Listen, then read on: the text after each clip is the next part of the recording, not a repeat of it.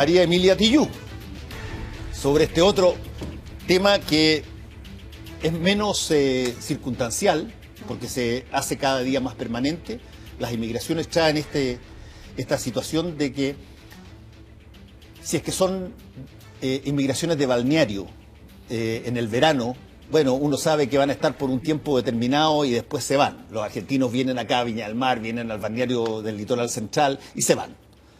Pero cuando la inmigración llega y se instala y hace de Chile su hogar, inevitablemente uno al final, y se empieza a dar cuenta, María Emilia, tiene que contestar a la pregunta ¿qué tanto el país receptor está capacitado o tiene interés en que estas personas que se vienen a instalar acá puedan convivir armónicamente con las personas que somos chilenos y que hemos vivido toda la vida acá? Y aparentemente eso no es una cosa fácil, y en particular en Chile parece que es menos fácil que en otras partes. Así es.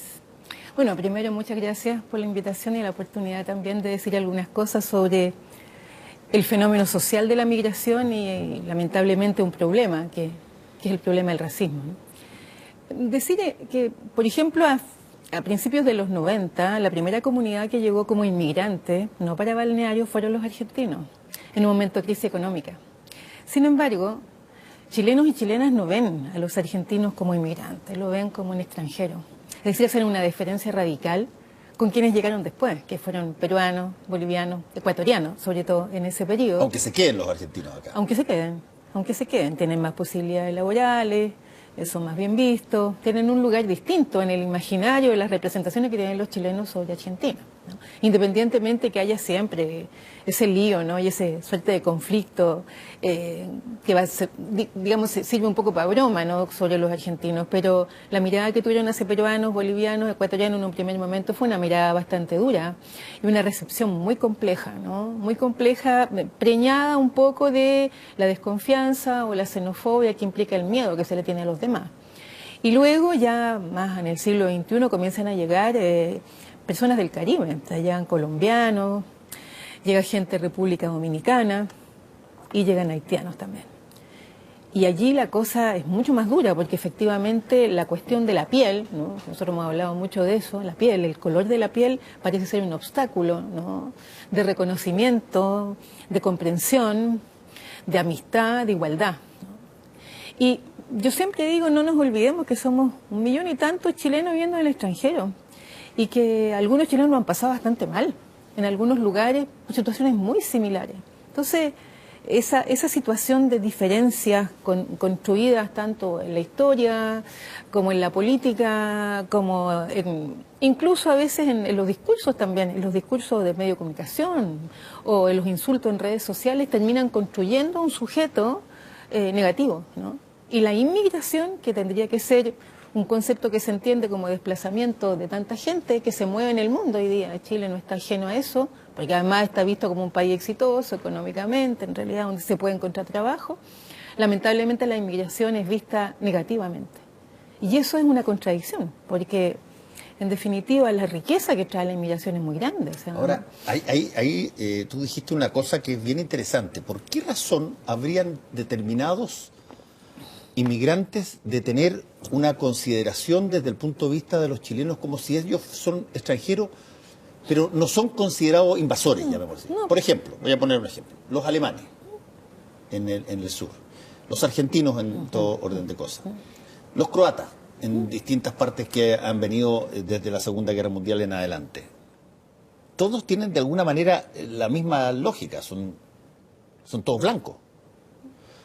No traen consigo un signo o una característica que eventualmente los coloque automáticamente distanciados de lo que... De hecho, uno podría poner, qué sé yo, a 10 de estas nacionalidades, argentinos, alemanes, qué sé yo, croatas, en la calle y decir, a ver, descúbreme cuáles son los extranjeros, y una vez la gente no puede distinguir. Pero, sin embargo, cuando se puede distinguir la diferencia, aparece el miedo. Claro, pero es un miedo que también está construido de antemano, porque nosotros vivimos un proceso de colonización, aquí en Chile, ¿no? Después de muchos años de lucha, las comunidades afrodescendientes chilenas lograron un reconocimiento hace muy poco tiempo, pero fueron años de lucha para ser reconocidos como un pueblo, que tuvo un origen también con aquellos esclavos que llegaron hace tantísimo tiempo. Y también hay que decir que en el siglo XIX, no nos olvidemos, efectivamente hubo una inmigración hacia Chile, pero una inmigración invitada. Y fue invitada con dos propósitos bastante duros, ¿no? Que era poblar los territorios del sur y mejorar la raza.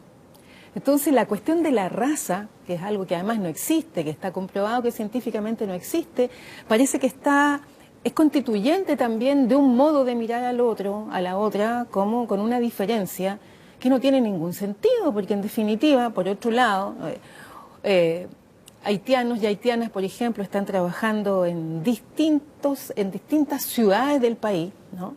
Y todos sabemos que son trabajadores súper serios, que es gente que además necesita trabajar, que están dispuestos muchas veces a trabajar casi por nada, que son explotadas, y sin embargo, al mismo tiempo, no se les quiere tener acá. Hay mucha contradicción en esto, porque si yo pienso ahora en los países caribeños conocidos como Colombia, República Dominicana, con lo mal que se trata a la gente acá, también son los países donde chilenos y chilenas van preferentemente de vacaciones. Entonces algo así como folclorización, exotización. Sí, yo quiero comer de su comida o bailar de sus bailes o cantar sus canciones, pero que no vivan al lado de mi casa. Entonces allí hay algo que tiene que ver con nosotros, con nosotras, chilenos y chilenas, que nos tiene que llevar a reflexionar, a examinar lo que somos, a conocer nuestra historia, ahora, a dialogar, ¿no? Sí, María Emilia, hay un punto que por lo menos yo lo he hecho cada vez que hablo de este tema y que tiene que ver con la demografía. Cuando tú tienes un país que envejece brutalmente como Chile, vamos a ver los resultados del último censo y tú vas a ver que la edad promedio de que venga en este último censo va a haber subido 4 o 5 años respecto del censo anterior, o quizás más. Tienes una tasa de natalidad casi negativa,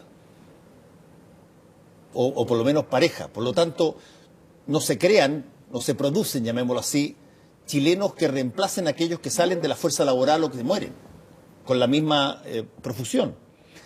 Lo que te dice esa tendencia es que inevitablemente tú te vas a convertir, como todos los países europeos que le pasó lo mismo, te vas a convertir en la necesidad de poder funcionar en un importador neto de mano de obra extranjera. Y eso es lo que ha pasado, pero el país lo necesita, tiene una necesidad brutal por eso, pero al mismo tiempo existe un rechazo. Pero al mismo tiempo la sociedad chilena se está rejuveneciendo con la cantidad de niños y de niñas que traen consigo los inmigrantes, y también las parejas mixtas y los matrimonios y las parejas. Es algo muy beneficioso, y además estamos como tan lejos de poder mirarnos con la mezcla de otras culturas, de otros conocimientos, de otros saberes, de otros profesionales. ¿Cuántos profesionales nos faltan en este país? ¿Cuántos médicos extranjeros no pueden revalidar sus títulos? Pueden pasar años. ¿Cuántos consultorios, cuántos centros de salud a nivel nacional tienen a médicos y médicas extranjeros trabajando? Plantéatelo de la siguiente forma: si mañana, jueves, mañana, todos los extranjeros que trabajan en la atención primaria de salud no fueran a trabajar, se quedaran en su casa ese día, y tú tienes médicos, enfermeras, choferes de ambulancia, qué sé yo, los juniors, todos los que trabajan en los hospitales, ¿cuánto crees tú que se colapsaría el sistema? Pero más que lo que está ahora. O sea, sería un colapso general. Porque además se necesita no solamente esta mano de obra, la más explotada, que sabemos que está funcionando en todas partes y sobre todo en el mundo agrícola, por ejemplo, ¿no? En el campo, sino también de profesionales que están acá y que pueden ser, una tremenda contribución. Pero hay muchas cosas que no se ven, la cantidad de dinero también que entra por concepto de inmigración. Hay cualquier cantidad por visas solamente, ¿no? Yo no sé, en ese sentido el temor a esta persona, ¿no? Es una cuestión que hay que trabajarla desde la educación más básica. en los jardines infantiles, en las escuelas básicas. Es imprescindible hacer una reflexión en conjunto con nuestras colegas inmigrantes que están hoy día acá y que tienen mucho que decir, que tienen tremendos conocimientos también como nosotros. También se comprobó que tienen más años de estudio. ¿Y qué tanto influye, María Emilia, en la percepción que uno pueda tener lo que nosotros mismos, los periodistas en televisión o las cosas que aparecen en distintas partes, muestran de cómo son las situaciones relativamente similares en otras partes del mundo? Cuando tú ves de repente olas lanchadas de personas que llegan en barco hacinadas unas a otras a las costas europeas, o cuando ves esta caravana gigantesca que avanza hacia Estados Unidos, qué sé yo, cuando tú ves que efectivamente puede ser de que dentro de esa misma lanchada tengas personas que tengan qué sé yo, antecedentes policiales y por lo tanto tienes que verificar de que eso no pero se le aplica un carácter general a esas cosas que eventualmente son excepcionales, y eso me imagino que también impacta a la persona que impacta a la persona y dice, bueno, me está pasando a mí también, yo me estoy encontrando con gente que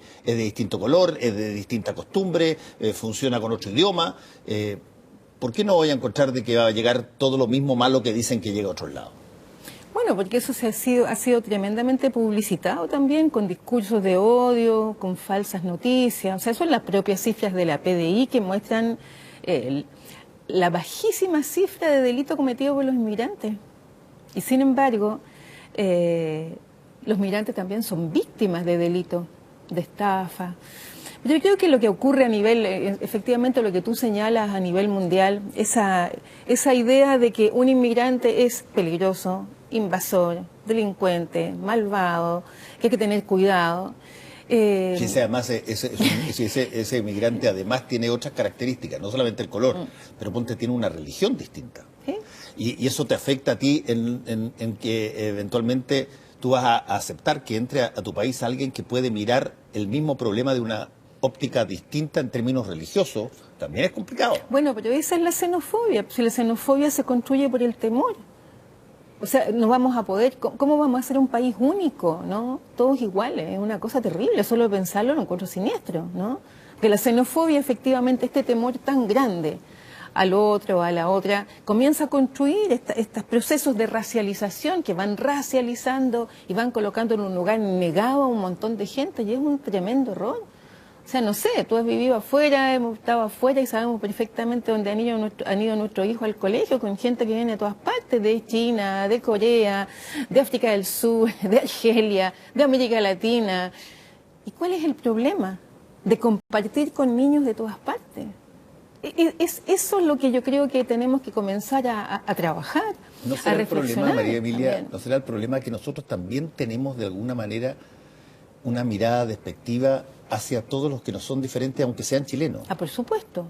Y por lo tanto, ¿por qué razón habríamos de ser, qué sé yo, generosos con las personas que vienen buscando sobrevivir y que son extranjeros, si que eventualmente no somos generosos con las personas que nosotros mismos tenemos acá? Yo creo que la generosidad hoy día no es una característica de la sociedad. O sea, el extremo individualismo, el egoísmo, el temor justamente hace que la gente viva hacia adentro, no hacia afuera, pero en nuestra historia sabemos perfectamente que hemos dejado de lado a tanta gente, sobre todo a los pueblos originarios, por el norte, por el centro, por el sur. Con temor los hemos mirado, con recelo los hemos mirado, los hemos calificado de lo peor a nuestra propia gente. Obviamente cuando viene la gente de afuera, ¿quiénes son los que vienen? Son nuestros vecinos. Son los vecinos que están ahí al otro lado, o sea, son los peruanos, bolivianos. Son los países donde vamos a visitar, qué sé yo, Machu Picchu, Tiahuanacu, vamos a ver qué hermosas son esos lugares tan antiguos, pero sin embargo no nos queremos al lado nuestro. Está la gastronomía peruana, pero tampoco queremos tener peruanos viviendo al lado. ¿Qué significa eso? ¿Por qué nos hemos construido con tanto temor? ¿Qué nos pasa? Es una reflexión que yo creo que es muy profunda, que hay que mirarla por distintos lados. Hay que mirarla también por el lado de la política.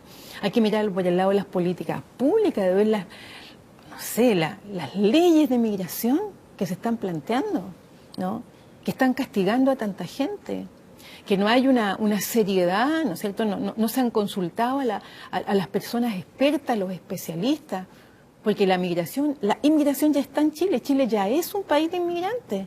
Por lo tanto, tenemos que buscar los modos de vivir juntos de una mejor manera y dejar de diferenciar de esta manera a la gente. Por ejemplo, ¿dónde advertirías tú que ha existido una asimilación virtuosa, digamos? Mira, hay lugares que son maravillosos. Hay que ir a La Vega, pues. Hay que ir a La Vega cuando la gente te dice en La Vega que lo que importa es que una persona trabaje. Da lo mismo quien sea. Pero tiene que llegar a las 4 de la mañana y tener fuerza y empujar los carros y no sé qué. Es que en el trabajo, fundamentalmente, la otra vez falleció, un inmigrante ecuatoriano y fueron los trabajadores de la calle que se dieron barricadas por él. Eran chilenos y chilenas. Yo creo que tiene que ver fundamentalmente con las condiciones de trabajo, tiene que ver con las condiciones de vida que uno tiene. También hay muchos barrios, juntas de vecinos en que la gente está trabajando juntas, en los colegios hemos visto gente trabajando juntas, en los jardines infantiles hemos visto gente trabajando juntas. Es las condiciones de vida cotidiana en el trabajo, allí donde tú eres como yo. Poco importa de dónde venga, tenemos que levantarnos a la misma hora, tenemos que darle duro para salir adelante. Hay muchos lugares donde yo he visto a hombres y mujeres de la migración que están viviendo codo a codo con los chilenos y con las chilenas, pero tampoco se muestra, no se dice. Fundamentalmente, si uno mira en la mañana, ¿quién limpia las calles en la mañana? Muy temprano, yo me levanto súper temprano. Hay personas de la tercera edad, chilenos y chilenas, gente vieja en la mañana trabajando, y hay inmigrantes, limpiando, sacando las hojas, sacando la mugre, limpiando las paredes, limpiando los malls, trabajando en nuestras casas, dejar dinero para cuidar niños. ¿Quién está trabajando en el campo, por ejemplo, del cuidado de nuestros viejos? Son fundamentalmente inmigrantes que están dispuestos a trabajar allí. ¿Quiénes son? Son enfermeras, incluso ha habido médicos que tienen que trabajar en lo que sea porque necesitan sobrevivir. Entonces, la reflexión va, yo pienso en la posibilidad de vivir con los demás, de hacer una vida con los demás, que ahora no podemos pensar que a esos demás los vamos a seguir expulsando para que no estén acá, porque acá están. Y por otro lado, bueno, todo lo que hemos ganado también, porque hay conocimiento, hay saberes, hay cultura, hay música, hay gastronomía, hay canciones. ¿Qué es lo que hoy día sientes tú que se hace necesario para, a ver, aparte de la cosa individual, de la cosa cultural, de que uno se abra a recibir a terceros, pero dentro de las políticas públicas, dentro de las cosas que de alguna manera se discuten en el Parlamento y que finalmente terminan en leyes para que las personas efectivamente puedan convivir, ¿qué falta? Educación. Yo creo que fundamentalmente es una educación para vivir con los demás. No sé si le puedo poner ese nombre u otro. Y eso implica educación no solamente en los colegios desde la primera infancia, sino los cursos que se tienen que entregar, por ejemplo, en las universidades. Y está muy vinculado a los derechos humanos de las personas, a los derechos humanos de la dignidad, que tiene que ver con la dignidad de un ser humano. Y eso se enseña desde pequeño, pero también en las universidades, en los cursos, en la ética, por ejemplo, que se puede enseñar en los cursos de ética en las escuelas de periodismo, de medicina, de sociología, de psicología. Pero eso todavía no está. Falta mucho todavía para poder instalarlo. Yo pienso que con la educación y, por supuesto, educación en el hogar. ¿Qué pasa si tu hija o tu hijo te dice que está enamorado o enamorado de un chico o de una chica que viene de la inmigración? ¿Cómo vas a reaccionar? ¿Qué le vas a decir? ¿Acaso vas a poner un problema por eso? Son las cosas que hay que preguntarse. ¿Y por qué no? ¿Y por qué no si hoy día la gente se enamora y no se pregunta mucho por qué ni con quién?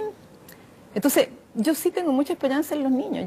Lo que hemos visto en los niños, en los colegios, los niños ya están jugando juntos, sobre todo los más pequeños, ¿no? Pero sigue habiendo algunas puertas cerradas todavía. María Emilia, ¿hay datos que puedan establecer si es que nosotros teníamos una percepción más racista antes que ahora o no?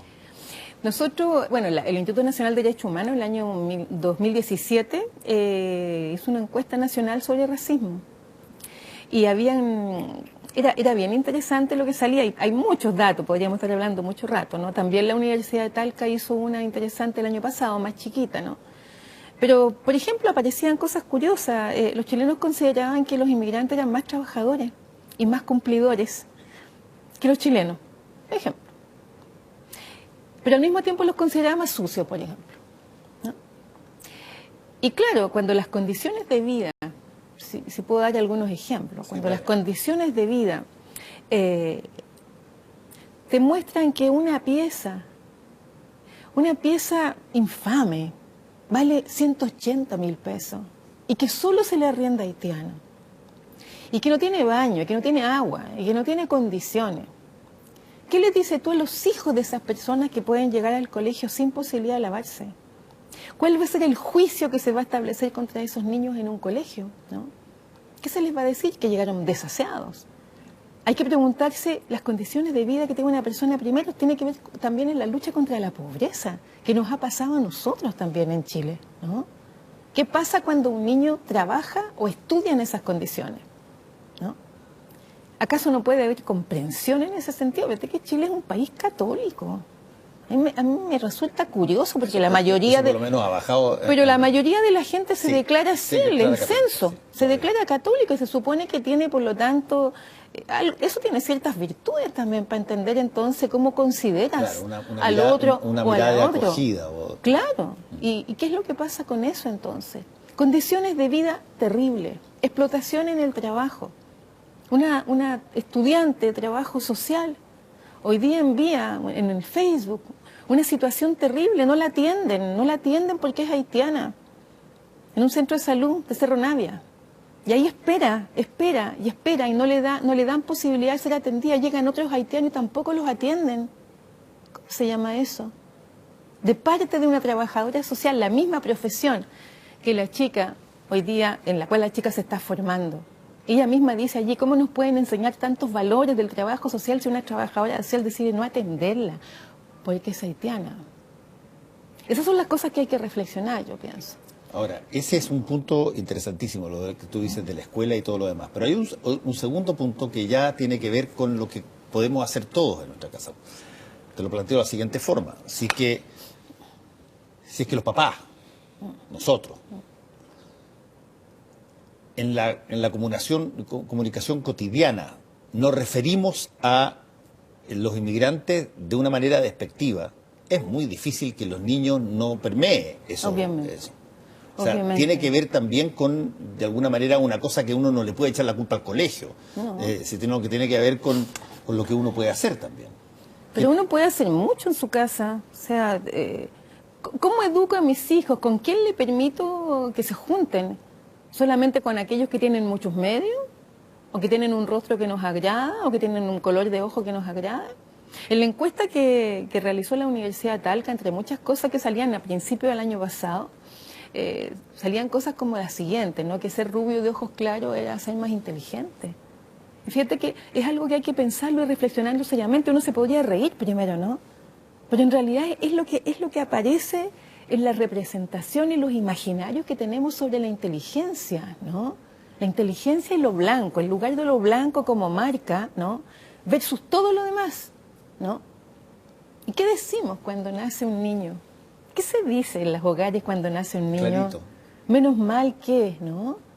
Menos mal que es blanquito, qué sé yo. O sea, hay cuestiones, yo sé que yo me estoy refiriendo a cosas muy cotidianas, pero también hemos dicho durante años que se nos paró la pluma o que se nos salió el indio, porque también teníamos esas discriminaciones a nuestros propios pueblos. Son cosas que cuando un niño las dice, uno le puede decir y enseñar que eso no se debe decir, que eso castiga a los pueblos, que eso humilla a las personas, que hace daño. ¿Por qué tendríamos que seguir haciendo daño? ¿Cómo se trabaja la integración moderna, que incluye probablemente en muchos países el fenómeno de la inmigración y que va a significar que lleguen personas de distintas razas? ¿De qué manera se establece? Porque esta no es una cosa que tú puedas forzarla, no es una dictadura donde tú dices a partir de mañana todos tratan bien a los extranjeros, no va a pasar así. Tiene que ocurrir desde un punto de vista donde uno se convenza que, bueno, la vida en común incorpora a todos los que están en el territorio. ¿Cómo se hace? Mira, hay tantas experiencias. Hemos visto cosas hermosas en distintos lugares. Pienso, por ejemplo, en una junta de vecinos, donde los vecinos están preocupados de que a la gente no se le arriende, que no haya arriendos abusivos, por ejemplo. Y tienen toda una lucha contra eso, con quienes subarriendan abusivamente con precios carísimos a trabajadores que gastan prácticamente todo lo que ganan para pagar una pieza. ¿Quién hace eso? Es una chilena. Es una chilena que está preocupada por lo que le pasa al otro, ¿no? ¿Y de dónde viene ella? Viene de luchas sociales antiguas también, que las conoció en otro momento cuando estuvimos con tantos problemas algunos años, ¿no? Entonces, hemos encontrado experiencia en lugares como eso, hemos encontrado experiencias maravillosas en los colegios también, porque el cómo se hace efectivamente no es un decreto. Lo que sí se puede hacer es entregar cursos de derechos humanos, entregar conocimientos sobre las culturas de los demás. ¿Cuánto sabemos de Haití? ¿Cuánto sabemos de su música, de su poesía? ¿Qué sabemos de los poetas haitianos que están hoy día aquí y que tienen una producción maravillosa? ¿A quién le hemos enseñado esas cosas? ¿O de los cuentos peruanos, de los cuentos colombianos que les podríamos enseñar a nuestros niños en la casa, en lugar de decirles siempre que las princesas son bellas porque son rubias? Fíjate que hay, yo siempre me pregunto, esa necesidad de conocimiento, ¿no?, de otros países. Esa necesidad de poder aquilatar saberes que nos hacen mejores, ¿no? Porque efectivamente uno puede leer al conde de Gobineau con un libro que habla de la desigualdad de las razas humanas, pero nadie conoce a Antenor Firmin, que escribe lo contrario, sobre la igualdad de las razas humanas. ¿Quién es Antenor Firmin? Un intelectual haitiano. ¿Quién lo enseña? ¿Dónde se enseña? ¿Qué se sabe de la historia de Haití? De un país que luchó contra la esclavitud y se liberó. Fue la primera liberación de América. Fíjate que, bueno, y yo lo mismo digo, la gente que va a República Dominicana a conocer esas bellas playas, ¿qué sabe? Por ejemplo, no sé, de la pintura naif. Pienso que es necesario hacer cosas como esas, ¿no? Comenzar a abrir y también mostrar lo que nosotros tenemos, que tampoco, los tesoros que tenemos de nuestros propios conocimientos, ¿no? De los pueblos aymara, quechua, mapuche, mostrarlos, hacer esos intercambios de conocimiento.